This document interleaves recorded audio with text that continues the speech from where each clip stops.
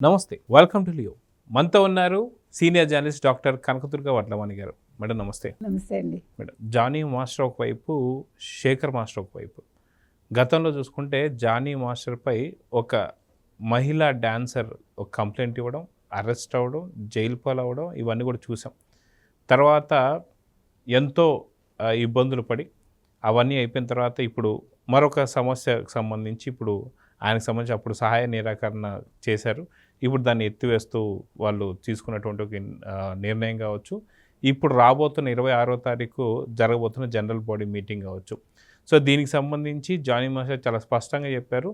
వీటి గురించి మాత్రం ఖచ్చితంగా చిరంజీవి గారు ఆయన ఇచ్చిన సపోర్టు చాలా మేలు చేసిందని, బాలకృష్ణ గారు కూడా అందుకు సపోర్ట్ చేశారు అంటున్నారు. మొత్తానికి వివాదం ముగిసిపోయిందని చెప్పి అనుకోవాలా, లేదంటే ఏం చెప్తారు? నిజంగా ఇది చాలా మంచి పరిణామం అండి. ఎందుకంటే ఒక వ్యక్తిని బ్యాన్ చేయడం, ఇంకో వ్యక్తిని సపోర్ట్ చేయడం లేదు, ఇద్దరి మధ్య కొట్లాట్లలా కొనసాగడం ఇవన్నీ లేకుండా ఇప్పుడు చిరంజీవి గారు ఒప్పుకున్నా ఒప్పుకోకపోయినా ప్రస్తుత పరిస్థితుల్లో ఒక సినీ పెద్దగా ఆయన వ్యవహరించడం, మరో సినీ పెద్దగా బాలకృష్ణ గారు వ్యవహరించడం.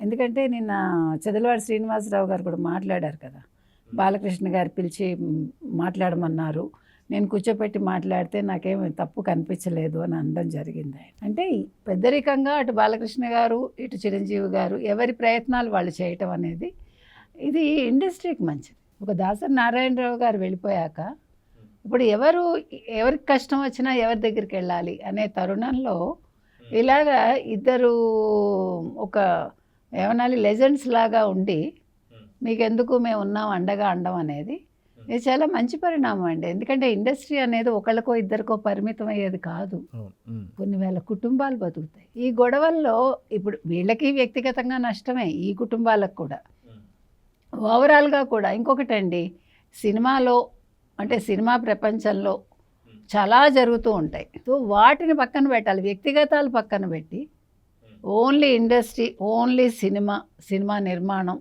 సినిమా నిర్మాణానికి ఎవరు ఏం చేస్తున్నారు, ఏం చేయాలి అంతవరకే కాన్సన్ట్రేట్ చేయాలి. మన వ్యక్తిగతాలు తీసుకొచ్చి అక్కడ రుద్ది ఆ సినిమాకి ఇబ్బంది కలిగించటము, లేకపోతే ఆ సెట్స్లో ఇబ్బంది కలిగించటము చేయకూడదు.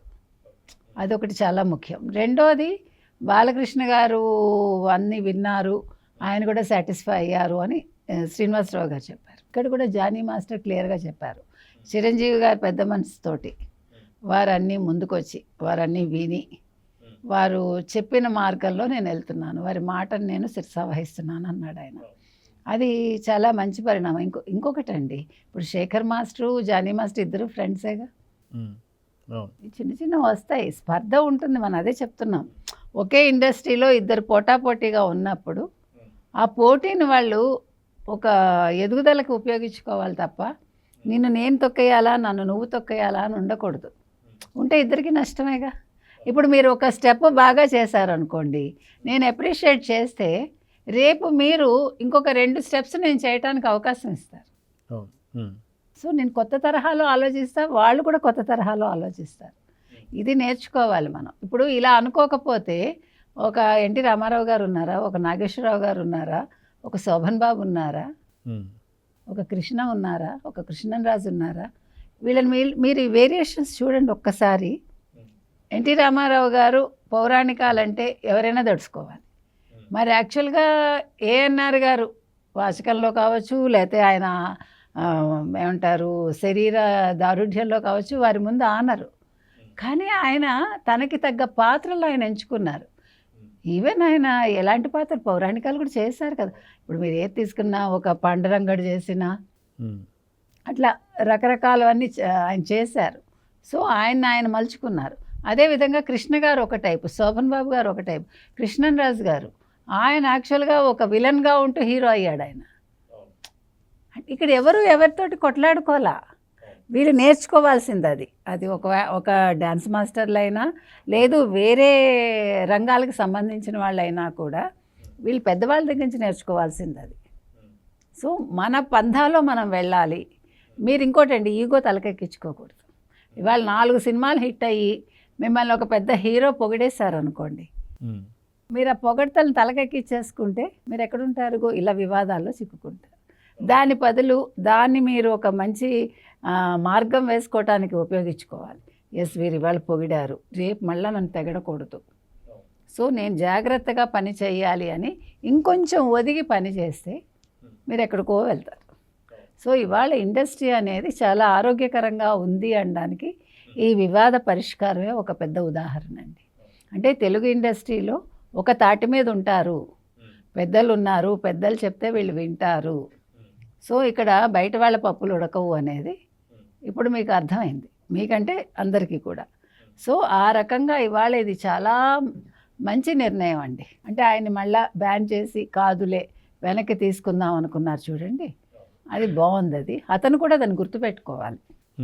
నాకు మళ్ళీ కొత్త లైఫ్ ఇచ్చారు, ఆల్రెడీ నేను స్ట్రగుల్ అయి ఉన్నాను, ఇప్పుడు నేను వివాదాల జోలికి వెళ్ళకూడదు అని. అలాగే సుమలత ఎవరైతే ఉన్నారో జానీ మాస్టర్ భార్య, వారే కొనసాగుతారని చెప్పారు. తర్వాత ఎవరైతే ఈ డాన్స్ మాస్టర్స్ ఉన్నారో వాళ్ళకు వచ్చే ఆ ప్రతిఫలం ఏదో అంటే వేరే వాళ్ళకి వెళ్లకుండా వాళ్ళకే దక్కాలి అనేది కూడా వాళ్ళు నిర్ణయం తీసుకున్నారు. కాబట్టి డాన్సర్స్ ఎవరైతే ఉంటారో వాళ్ళకి అన్యాయం జరగకూడదు అనేది ఇప్పుడు అందరి దృష్టికి వెళ్ళింది. కాబట్టి సో ఇంక మీదట వాళ్ళకి ఇచ్చే రెమ్యూనరేషన్ కావచ్చు, వాళ్ళని తీసుకునే విధానంలో మార్పులు వస్తాయని ఆశిద్దాం. సో చూద్దాం మేడం, మొత్తానికి ఇండస్ట్రీ పెద్దలుగా ఒకవైపు చిరంజీవి గారు, ఇంకోవైపు బాలకృష్ణ గారు నిజంగా పెద్దరికంగా ఉంటూ సినీ ఇండస్ట్రీకి సంబంధించి బాగోగులు చూసుకోవడం చాలా ఆనందకరం. సో చూద్దాం మేడం ఏం జరగబోతుంది. నమస్తే.